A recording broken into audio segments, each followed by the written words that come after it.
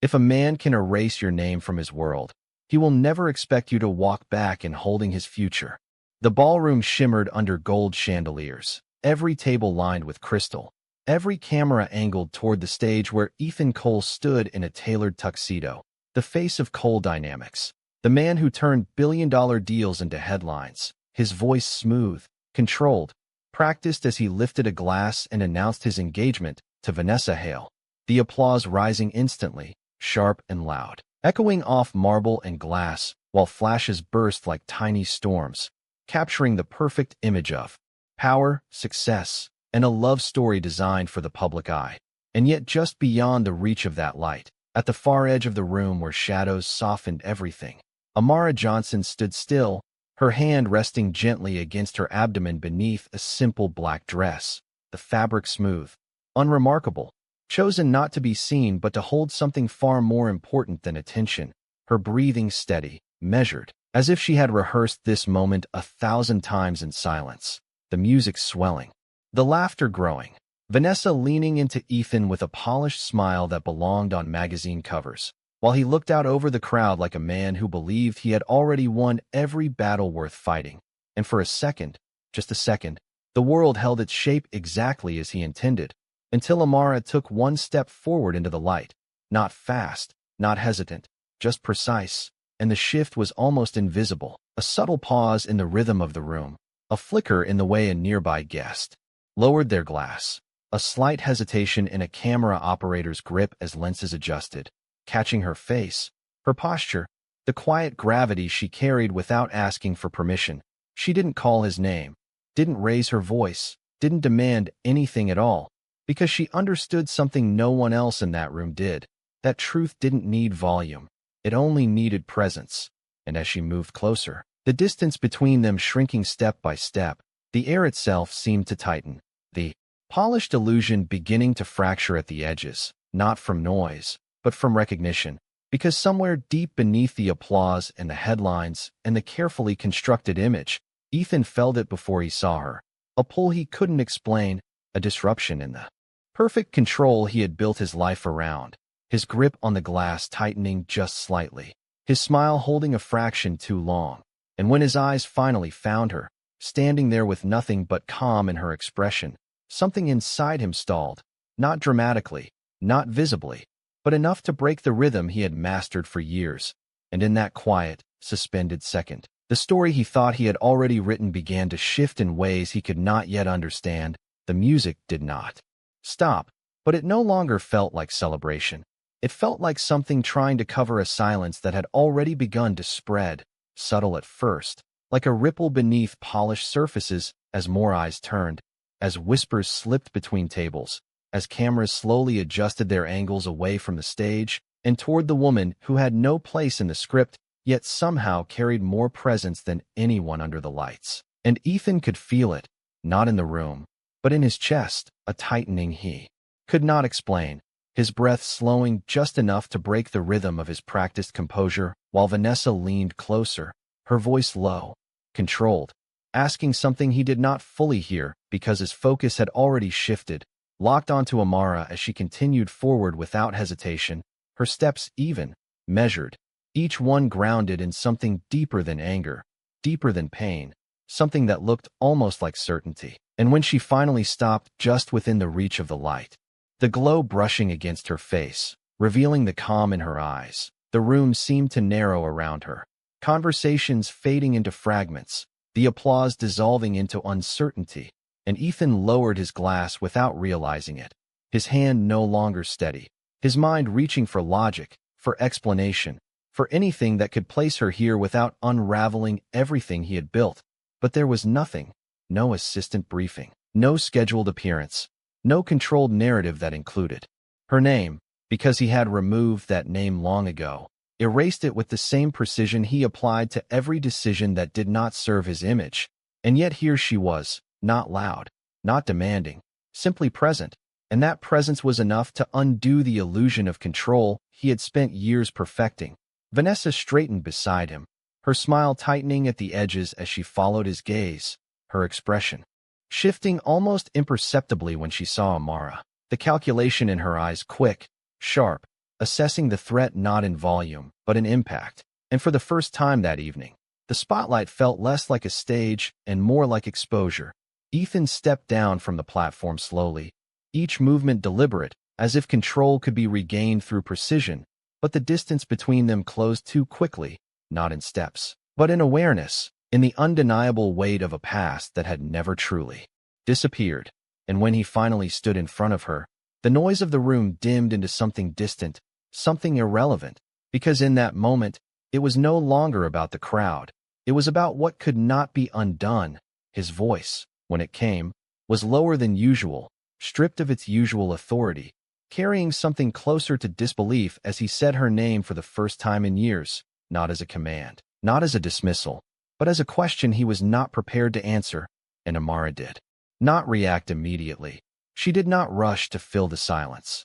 She let it exist, let it stretch just long enough for him to feel it, to understand that whatever control he believed he had was already slipping. And when she finally spoke, her voice was steady, calm, untouched by the tension surrounding them. She did not accuse, did not explain. She simply said, "You built a life that had no space for me." And then she paused, not for effect, but because she did not need more words. The truth was already there, standing between them, and Ethan felt it, not as an argument, but as something heavier, something that did not ask for permission to be acknowledged. And behind them, the room watched, silent now, waiting for a reaction, for a resolution, for something that would restore the balance they were used to seeing. But Amara did not turn to the crowd. She did not perform. She remained exactly where she was, grounded, composed, while Ethan realized that whatever came next would not be controlled, not managed, not rewritten, because for the first time, the narrative did not belong to him anymore. The silence did not break. It deepened, stretching across the polished floor and rising into the chandeliers as if the room itself was holding its breath, and Ethan felt every second of it, felt the weight of eyes, of cameras, of expectations pressing against him. But none of it mattered as much as the woman standing in front of him, unchanged in the ways that mattered, steady in a way that made everything around her feel temporary. And for the first time in years, he did not know what to say next, his instincts reaching for control, for strategy, for a way to redirect the moment. But there was no boardroom solution for this, no assistant to step in, no script to follow. Only the truth he had chosen to ignore, and it stood in front of him with a calm that made it impossible to dismiss. Vanessa shifted beside him, her hand brushing lightly against his arm as if to remind him of where he belonged, her voice low but firm as she spoke his name, trying to pull his attention back into the world they had carefully constructed. But Ethan did not move, his focus fixed, his thoughts unraveling in ways he could not contain, because Amara did not look like someone who had come to reclaim anything. She looked like someone who no longer needed anything from him at all, and that realization landed heavier than accusation ever could, the kind of truth that did not demand but simply existed. And he found himself asking a question he had no right to ask, his voice quieter now, stripped of its usual certainty as he said, "Why are you here?" And the words felt insufficient the moment they left him, because they carried none of the weight that had built between them over time, none of the silence, none of the absence, none of the choices he had made when it mattered most. And Amara met his gaze without hesitation, her expression unchanged, not cold, not warm, just clear, as if she had already processed every version of this moment long before it happened. And when she answered, it was not defensive, not emotional. It was simple, direct. "I did not come for you." And the statement settled into the space between them with quiet finality, shifting something fundamental in the balance of the room.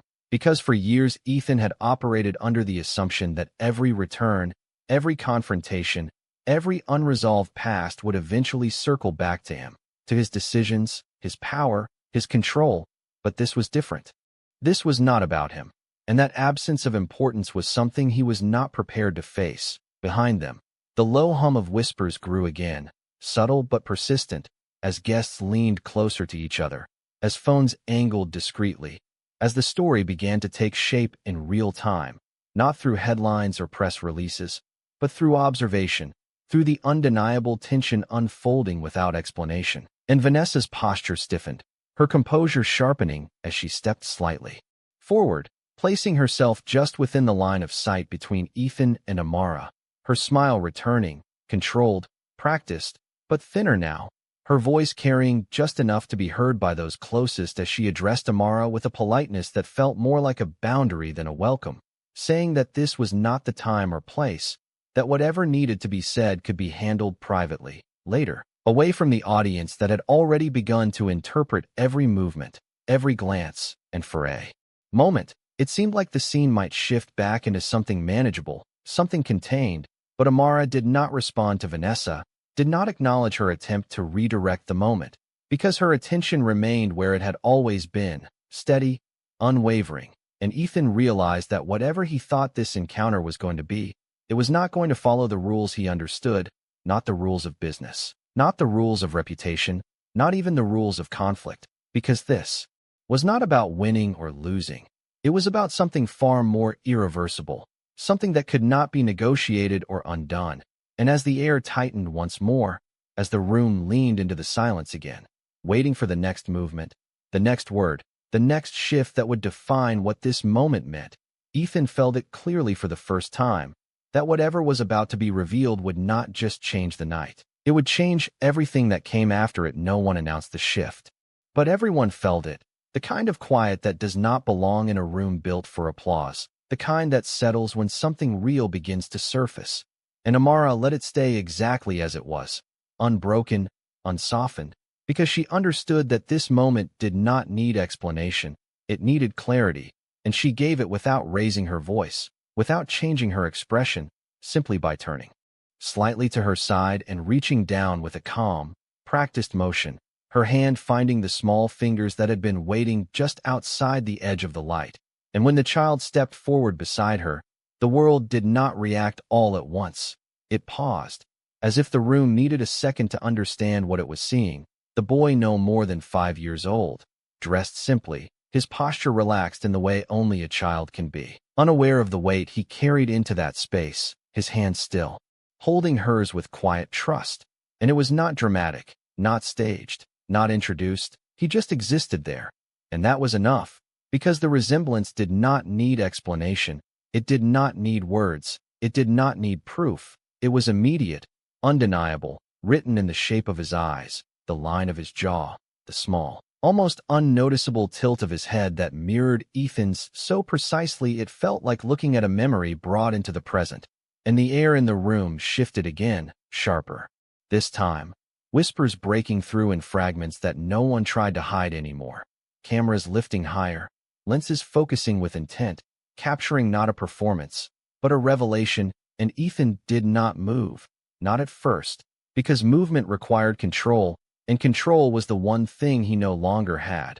His gaze fixed on the child, his mind struggling to catch up with what his eyes had already accepted. Every calculated decision he had ever made collapsing into something much simpler and much harder to ignore, and Vanessa felt it too, though differently, her composure tightening, her breath held just a fraction too long as she looked between Ethan and the boy, searching for a flaw, for doubt, for anything that could be questioned. But there was nothing to question. The truth stood there without defense, without argument, and that was what made it impossible to dismiss. Amara did not speak immediately. She did not rush to claim or explain, because she did not need to. She let the moment belong to what it was, to the presence of a child who had never asked to be part of this, who simply looked up at her once, then back at the man in front of him with quiet curiosity, not fear, not recognition, just a calm awareness that something mattered here, and that calm cut deeper than any accusation could have. Ethan finally exhaled, a breath he had not realized he was holding, his voice barely forming as he spoke, not to the room, not to Vanessa, but to the space between him and the boy, asking a question he already knew the answer to. And Amara met that question without hesitation, her tone steady, unchanged, yes, and the single word did not echo, did not rise. It settled, heavy and final, anchoring itself into the room in a way that could not be undone. And for the first time in years, Ethan understood what it meant to face something that could not be negotiated, could not be rewritten, could not be removed from the narrative he had so carefully controlled, because this was not a deal, not a strategy, not a mistake he could correct with time or money. This was a life, a reality that had existed without him, grown without him, and now stood in front of him without asking for anything in return. And as the cameras continued to capture every second, as the room watched without interruption, Amara simply stood there, her hand still holding her son's, her presence unchanged, not seeking validation, not seeking reaction, only allowing the truth to be seen exactly as it was. And in that stillness, everything Ethan believed he controlled began to shift beyond his reach. The word did not echo, but its impact moved through the room like a quiet shockwave, reshaping every glance, every breath, every assumption that had filled the space just moments before. And Ethan felt it settle into him with a weight he could not deflect, his eyes still locked on the child, as if looking away might somehow undo what he had already seen. But there was no undoing this, no version of reality where the resemblance could be explained away or dismissed. It was too precise, too natural, too undeniable, and for the first time in a very long time, Ethan Cole stood in a room full of people without control over how he was being seen, his image no longer defined by success or power, but by something far more personal, far more irreversible. And the shift was visible, not loud, but unmistakable, in the way his posture changed, in the way his shoulders lowered slightly, as if the weight of everything he had avoided was finally catching up to him. Vanessa's hand tightened subtly around his arm, her composure still intact, but no longer effortless. Her smile held in place with intention rather than ease as she leaned in just enough to keep her voice private, asking him what this was, what he had not told her. Her tone controlled but edged with something sharper, something that did not belong in the polished narrative she had been presenting all evening. And Ethan did not answer right away, not because he did not hear her, but because the answer required him to confront something he had chosen not to face, something he had buried beneath decisions that once felt necessary, strategic, justified, but now stood in front of him in the form of a child who had never been part of those calculations. And the realization did not come all at once. It unfolded slowly, piece by piece, memory by memory, each one cutting through the version of himself he had constructed, until there was no separation left between the man he was and the choices he had made. Amara remained still, her presence unchanged, not pressing, not retreating, simply allowing the moment to reach its own conclusion, because she understood that truth, when it is real, does not need to be forced. It reveals itself in the spaces people can no longer control. And she watched as Ethan took a step forward, not toward her, but toward the boy, his movement hesitant, almost unfamiliar, as if he was stepping into something he did not fully understand, his voice lower now, stripped of its usual certainty as he asked the child's name. And the boy looked up at Amara first, a silent question passing between them, one that did not need words, before answering clearly, calmly, his voice small but steady as he said, "Elijah," and the name settled into the air with quiet permanence, giving shape to what had already been understood. And Ethan repeated it under his breath, not for anyone else to hear, but because saying it made it real in a way that nothing else could. And in that moment, the room no longer mattered. The cameras, the guests, the carefully constructed event, all of it faded into the background as something far more personal took its place, something that could not be managed or redirected. Vanessa stepped back slightly now, her distance subtle but meaningful, her gaze shifting between Ethan and Amara with a clarity that had not been there before, because she understood what this meant, not just for the moment, but for everything that came after it. And for the first time that evening, she was no longer at the center of the story. The attention had shifted, not dramatically, but completely. And she felt it in the way the room watched, in the way the cameras no longer followed her movements, in the way Ethan had not looked back at her since the truth stepped into the light. And Amara did not move to claim anything, did not ask for recognition, did not demand explanation. She simply stood beside her son, her hand resting lightly on his shoulder now, grounding him in a space that had suddenly become too aware of his presence. And in that quiet, unwavering stance, she held more power than anyone else in the room, not because she took it, but because she did not need to. And Ethan realized it then, fully, clearly, that the moment he had once avoided had not disappeared.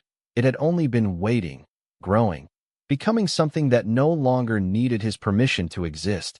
And now that it stood in front of him, there was no path back to the version of himself that had believed he could leave it behind. The name lingered in Ethan's mind longer than any boardroom decision ever had. Elijah. It repeated quietly against the walls he had built inside himself, and for a moment, he stood there not as a man who controlled industries, but as someone trying to understand a reality that had existed without him. And that realization carried a weight that no strategy could lighten, his gaze lowering slightly to meet the child's again, searching, not for confirmation, but for connection, something instinctive, something unspoken. And Elijah did not pull away, did not hide. He simply looked back with a calm that felt unfamiliar in a room filled with tension, his small hand still resting in Amara's, as if that single point of contact was all the stability he needed. And Ethan noticed it, the way the boy trusted her completely, the way he did not question where he stood or who he belonged to. And that certainty cut deeper than any accusation ever could, because it highlighted exactly what had been missing, not for the child, but for him.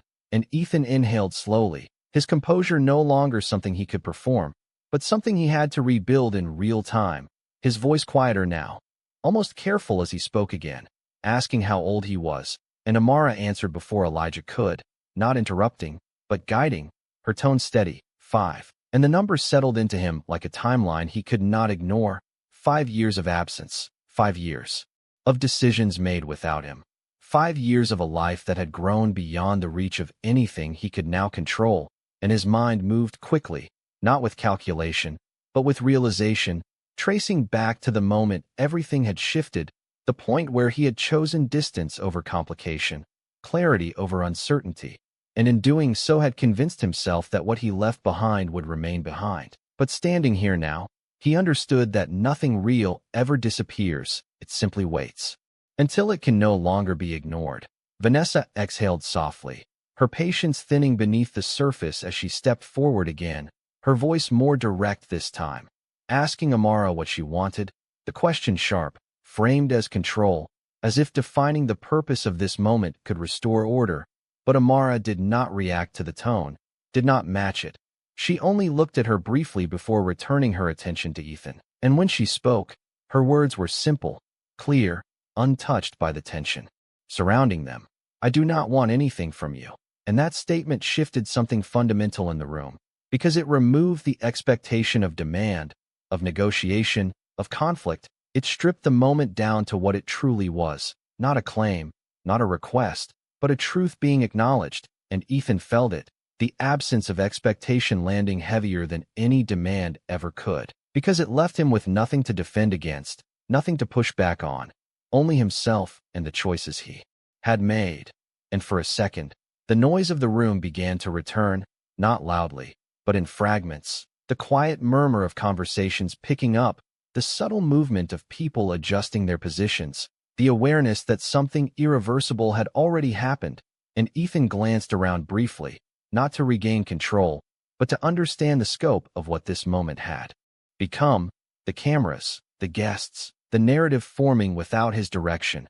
And when his gaze returned to Amara, there was something different in it now, not authority, not dismissal, but recognition, the kind that comes too late to change what has already been set in motion. And he nodded once, almost imperceptibly, as if acknowledging a truth he could no longer avoid, while Amara remained exactly as she had been from the moment she stepped into the light, composed, grounded, her hand resting gently on Elijah's shoulder, anchoring both of them in a space that had finally caught up to the reality she had been living all along. And in that stillness, Ethan realized something that no success had ever taught him. That power does not come from control, it comes from truth. And the moment that truth stands without needing anything from you is the moment you understand how little control you ever had. The room did not return to what it was before. It could not, because once something real is seen, it cannot be unseen. And the shift lingered in every corner of the space, in the way conversations softened instead of rising, in the way people no longer looked at Ethan with admiration alone, but with something more complex, something that carried questions. And Ethan felt all of it without needing to turn his head, without needing to check, because for the first time the perception around him was no longer something he directed, It was something he had to face, and he stood there with that awareness settling into him, steady and unavoidable, his gaze moving once more to Elijah, taking in the small details he had missed before, the quiet confidence in the way the boy stood, the way his shoulders relaxed under Amara's touch, the way his presence did not seek attention but naturally drew it, and something shifted again inside Ethan, not dramatic, not immediate, but undeniable. A realization that this was not a moment he could step away from when it became inconvenient. This was not a situation he could assign to someone else to handle. This was his, entirely. And for the first time, he did not try to distance himself from that truth. He stepped forward, slowly, deliberately, closing the space between them not as a CEO approaching a problem, but as a man approaching something he did not yet understand how to fix. And when he spoke, his voice carried none of the authority it once held. It was quieter, more careful, as if he understood that volume no longer had power here. Only sincerity did. He asked if he could speak with them somewhere quieter, somewhere away from the eyes that had already begun to define the moment for him. But Amara did not move, did not follow the direction he suggested, because this moment had not been created in private, and it would not be resolved there either. Her eyes met his with the same calm clarity, and when she answered, it was not rejection, it was simply truth. You chose this place when you made your life public, and the words were not sharp, they were not meant to wound. They were simply accurate, and that accuracy left no space for argument. Ethan nodded slowly, understanding not just the words but the meaning behind them, that this was not about control or comfort. It was about accountability, and accountability does not hide. It stands where it is seen. Vanessa stepped forward again, her composure thinner now, her voice no longer as controlled as it had been, asking Ethan if they were really going to do this here, if he was going to let this situation unfold in front of everyone. But Ethan did not look at her right away, not out of dismissal, but because for the first time his attention was not divided between maintaining appearances and facing reality. It was focused entirely on what mattered. And when he finally turned to Vanessa, his expression was different, not harsh, not emotional, just clear, and in that clarity there was something she had not seen before, a shift in priority that did not include her at the center, and she understood it instantly, not because he said anything, but because he did not need to. The absence of reassurance, the absence of alignment, the absence of the man she thought she knew was enough. And she stepped back, not dramatically, but with a quiet awareness that the narrative she had been part of was no longer the one being written, and the room felt it, the subtle rebalancing of attention, the way the focus no longer followed the expected path, and Amara remained where she was, unchanged, her hand still resting on Elijah's shoulder, her presence steady, not claiming the moment, not performing it, simply holding it. And Ethan looked at her again, really looked this time, not as someone from his past, not as a complication, but as the person who had lived a reality he had chosen to ignore. And in that recognition, something settled into place, not resolution, not yet, but acceptance, the first step towards something he had avoided for too long. And as the cameras continued to capture every second, as the room remained suspended between expectation and reality, Ethan understood that whatever came next would not be about saving his image. It would be about facing the truth he had finally been forced to see.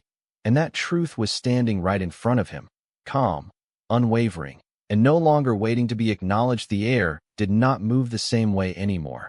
It felt heavier, grounded in something that no longer allowed distraction. And Ethan stood in the center of it with a clarity he had never experienced before, not because everything made sense, but because for the first time he was no longer trying to avoid what did not, his gaze returning to Amara, then to Elijah, then back again, as if trying to understand how two realities that had been separate for so long now existed in the same space.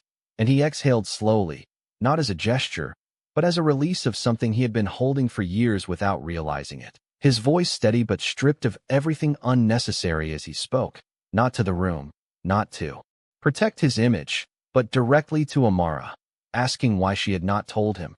And the question did not carry accusation. It carried something else, something closer to regret. And Amara did not react immediately. She did not rush to answer, because this was not a question that required defense. It required truth. And when she finally spoke, Her tone remained calm, unchanged. She said, "You were not looking for anything that did not fit your life." And the words landed without force, but with precision, cutting through the narrative Ethan had built for himself, because he could not deny it. He remembered exactly who he had been. The man who prioritized clarity, who removed complications before they could grow, who believed that anything uncertain was a risk to be managed or eliminated, and in doing so had convinced himself that walking away was not abandonment. It was strategy, and now that strategy stood in front of him in the form of a child who had never been given a choice. And the realization settled deeper, not as a sudden shock, but as a steady understanding that could not be undone.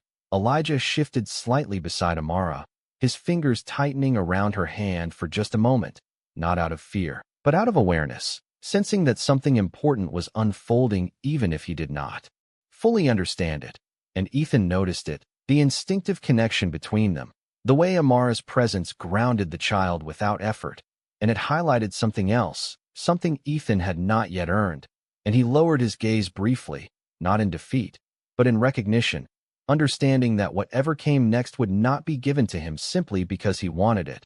Vanessa stepped forward again, her patience no longer masked, her voice sharper now as she asked Ethan if he was going to question every decision he had made in front of an audience, if he was going to let a situation from the past redefine everything they had built. And her words carried the urgency of someone trying to hold on to a version of reality that was already slipping. But Ethan did not respond the way he once would have. He did not align himself with her perspective, did not dismiss Amara as a complication to be handled later. Instead, he remained where he was, his focus steady, his priorities no longer split between appearance and truth, and that silence was louder than any response he could have given. Vanessa saw it clearly, the shift that could not be reversed, and she stepped back again, this time not out of strategy, but out of understanding, and the room absorbed every detail, every movement, every unspoken decision. The cameras no longer searching for spectacle, but capturing something far more compelling. A man standing in front of the consequences of his own choices without the shield of control, and Amara watched him, not with expectation, not with hope, but with clarity, because she had already lived through the part of the story where his decisions defined her reality, and she was no longer there. She stood now in a place where her life did not depend on what he chose next, and that was what made this moment different, what made it final in a way that no words could change, and Ethan understood it fully as he looked at her, then at Elijah, and realized that this was not about fixing the past. It was about acknowledging a truth that had already shaped the present. And as the silence settled once more, deeper than before, he spoke again, not as a CEO, not as a man trying to control the narrative, but simply as someone who had finally stopped avoiding it, saying quietly that he wanted to be part of his son's life. And the words did not echo, they did not rise, they settled into the space between them, not as a demand, not as a right, but as a request, one that would not be answered by power, but by something he had yet to prove. The request did not hang in the air waiting to be accepted. It settled quietly between them, carrying a weight that did not belong to words alone. And Amara did not respond right away, not because she needed time to think, but because she understood that this moment was not about what he wanted. It was about what had already been lived, what had already been built without him. And she looked at Elijah for a brief second, her hand brushing gently against his shoulder, grounding him, before her eyes returned to Ethan with the same calm clarity that had defined her from the beginning. And when she spoke, her voice remained steady, unhurried. She said, "Being part of his life is not something you ask for. It is something you earn." And the words did not rise. They did not demand. They simply existed, firm and undeniable, and Ethan absorbed them without interruption, without defense, because for the first time he understood that this was not a negotiation. There were no terms he could offer, no leverage he could use, only time, only consistency, only proof, things he could not produce in a single moment no matter how powerful he was. And the realization did not break him, it grounded him, placing him in a position he had never truly occupied before, one where he could not lead with authority, only with accountability. And he nodded slowly, not as agreement, but as acknowledgement, understanding that whatever came next would not be decided tonight. Not in this room, not under these lights, But in actions that would follow long after the cameras turned away, Elijah shifted slightly again, his gaze moving between the two adults, sensing the change in tone, the shift from tension to something quieter, something more stable, and he leaned just slightly closer to Amara, not out of fear, but out of instinct, and Ethan noticed it, the distance that still existed, not physical, but emotional, a space that could not be crossed by words alone, and he did not try to close it, not yet, because for the first time he understood that rushing forward would only prove he had learned nothing. Vanessa remained at a distance now, no longer attempting to step back into the center of the moment, her silence no longer strategic, but final, as she watched the reality unfold without her, understanding that whatever future she had envisioned had already shifted beyond her control, and the room, once filled with anticipation and celebration, now held something entirely different, not chaos, not drama, but clarity, the kind that leaves no room for illusion. And Amara took a small step back, not retreating, but repositioning, creating a space that belonged to her and Elijah, separate from the narrative that had tried to define them. And in that movement, there was a quiet finality, not an ending, but a boundary, one that Ethan recognized immediately. And he did not follow, did not reach out, did not interrupt, because he understood that crossing that line without permission would only confirm everything he had been before.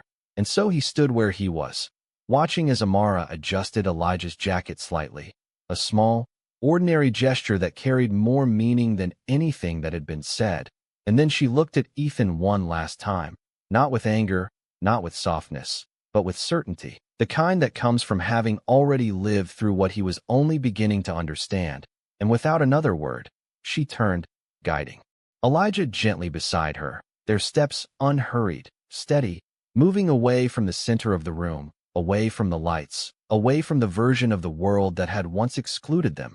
And this time, no one stopped them, no one questioned, because the truth had already been seen, and it did not need to be repeated, and Ethan remained where he was, not frozen, not lost, but changed, standing in a room that no longer reflected who he thought he was, but who he had been, and who he would have to become if he ever hoped to stand in their world again, not as the man who chose convenience, but as the one who learned too late that some choices do not disappear, they wait until they become the only truth left standing.